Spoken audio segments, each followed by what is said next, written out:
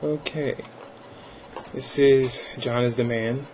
I'm here to post a quick video in response to Shawnee, a dead homie. It's a weird name, but I think I got it. He responded to my video, what's the deal with atheists?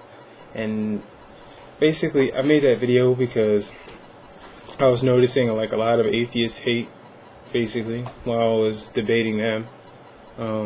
They would just have this, hate toward me. It would be kind of similar to debating a racist, where they would just seem to use a lot of ad hominems and just a lot of generalizations about me when they didn't even really know me. And just the whole atheist MO about the way they go about things. Instead of attacking, say, a particular Christian that they're having a disagreement with, instead of just attacking VFX or attacking the Discovery Institute or whatever, they'll just slap a label on all Christians, just lump them all together and just call them creationists and just attack that, basically. And that kind of behavior is why I made that video, what's the deal with atheists. And so made that video, and here this guy is. I guess he calls himself educating me.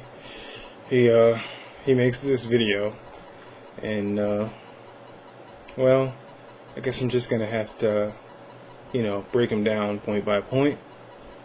I think the first thing he did was, he got pissed off because I had called atheism a religion. Well, he didn't really get pissed off. He just, I debate a lot of atheists, and atheists tend to be very hive-minded. So basically, if you talk to one, they basically spout all the same talking points. So I've heard this 1,000 times before. They get real pissed off when you call atheism a religion, and they spout that talking point. Well, you can't call disbelief in something a belief. That's just stupid. Why are you gonna do that? That's like calling bald a hair color or whatever the heck they say. And I don't know. My response to that is basically there are a lot of things that you can just not believe and not really have to account for that disbelief. There are a lot of things like that, but unfortunately for atheists, God just isn't one of those things you can just not believe and then expect not to have to account for that disbelief. It's just not. Sorry, it's just not the case. You have to account for it. And what I mean by that is, I guess I'm going to use it, just for example, my mom walks into the house and, let's just say I'm here and my little sister's here and, a vase is broken. And my mom looks down well, who did this? And I'm and I tell her, my little sister broke that vase.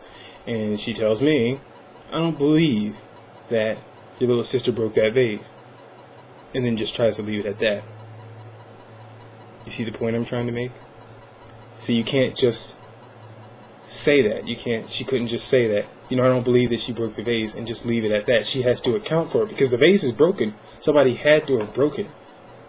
So if you say that she didn't do it, you have to then account for who did do it, basically. And that's basically what it is with God. You can't just say that you don't believe in God. Then you have to, because when you say that, then you have to account for creation. Basically, you can't just say that you don't believe in the Creator, because then you would have to account for creation. If you say there's no Creator, I look around me and I don't see nothing. So it's basically the fundamental flaw with atheism. And I basically, I just started it off just by breaking down atheism and just kind of destroying that whole religion. I mean, my bad. And I got a little, actually I'm not really sorry. But I'm not even finished. I'm still gonna go point by point, even though I've just destroyed his religion. I'm still gonna go point by point. Let's see. Next thing he says is that we live in America, and that's the reason why a lot of atheists attack Christians, because there are just a lot of Christians in America, and they outnumber everybody, supposedly. And when he says this, he actually proves my point, because that's the exact definition of a hater. That's basically what I was calling atheists. That's the definition, the very definition of a hater. Basically, those atheists wouldn't be attacking Christians if they didn't have a lot of people believing in God, basically. Like, if a lot of people didn't subscribe to that belief, they wouldn't attack it. That's basically what you told me.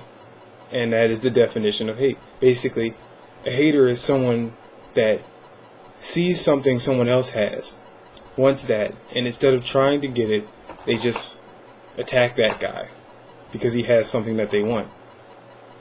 Basically. And that's a hater, and that's what you guys do. What can I say? Oh, man. So, yeah, you proved my point when you did that. And, what else did you say?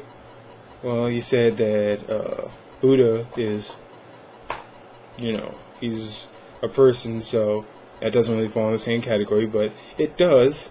I say it does because people worship him like he's a god, so you guys should get mad at that, but you don't.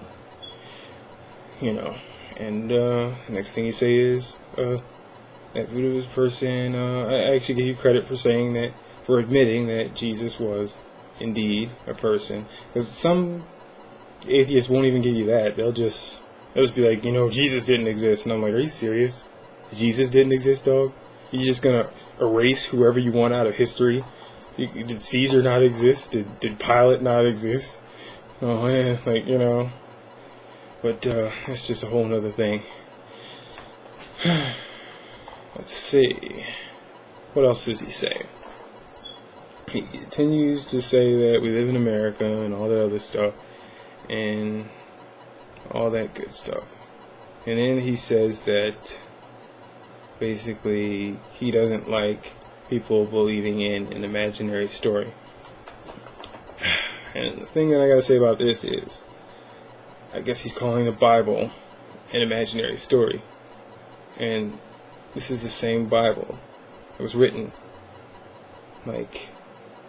just over 2,000 years ago, and talks about things like the earth being round, when people didn't even believe that, say, a couple hundred years ago. People thought the earth was flat. And here this book is, written over 2,000 years ago, saying, no, the earth is round. And there are pathways in the sea. And there are mountains under the sea. And the earth was covered in water once. And all these things are scientific facts, just now discovered in these past couple hundred years.